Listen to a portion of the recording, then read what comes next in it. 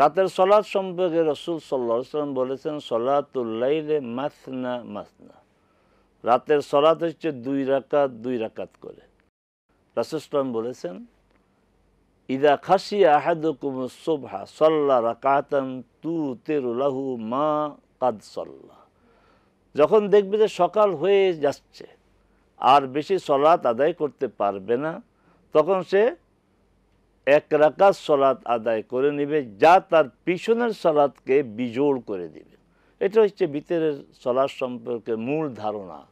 এই 1 রাকাত, 3 রাকাত, 5 রাকাত, হ্যাঁ, এগুলো হাদিসে বিভিন্নভাবে এসেছে।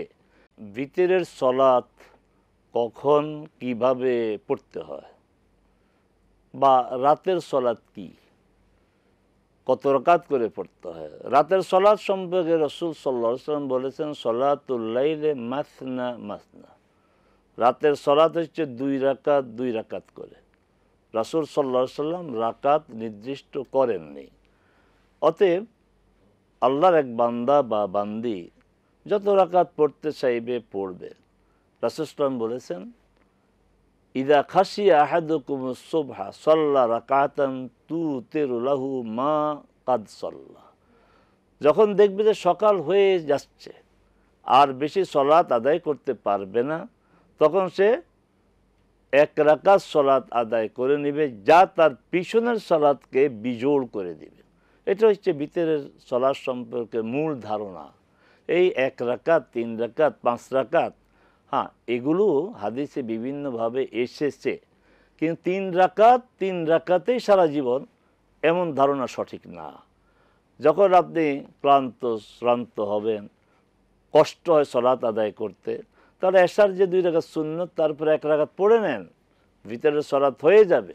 রাসূল সাল্লাল্লাহু আলাইহি ওয়াসাল্লাম বলেছেন, মান আহাব্বা আন ইউতিরা বিখামসিন ফালিয়ুসাল্লিহা, যে চাইবে 5 রাকাত পড়বে। মান আহাব্বা আন ইউতিরা বিসালাসিন সাল্লি, যে চাইবে যে 3 রাকাত পড়বে, আর যে 1 রাকাত পড়তে চায় সে 1 রাকাত পড়বে। তবে স্থায়ীভাবে 3 রাকাত ঠিক না।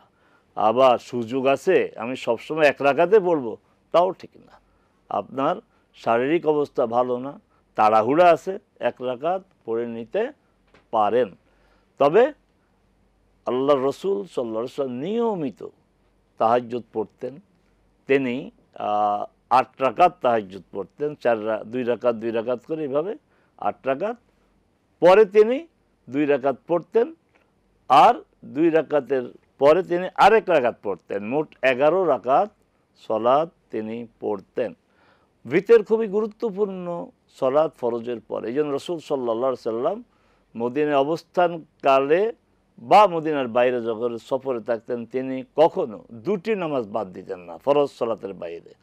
একটি হচ্ছে ফজরের 2 রাকাত সুন্নত, আরেকটি হচ্ছে ভিতর।